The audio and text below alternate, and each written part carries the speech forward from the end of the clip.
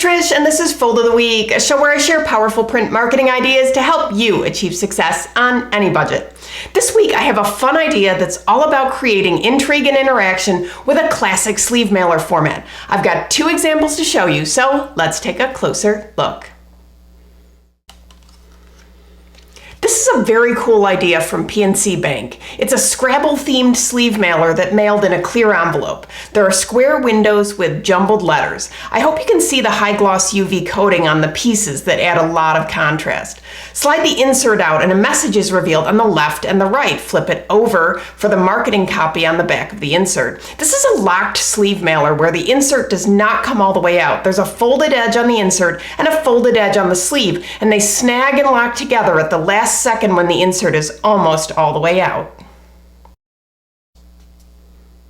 Now let's look at a sleeve mailer I'm bringing back from episode 337. This is a higher ed example from University of Notre Dame, and the outer sleeve has small diamond-shaped cutouts, each highlighting a single letter that, when combined, form a word. The front says purpose and the back says passion. Remove the insert to find a 4-page brochure with additional highlighted words on the covers and a large image and marketing copy on the inside. I really like the contrast between the typographical solution on the covers of the insert and the full bleed imagery on the sleeve and interior spread.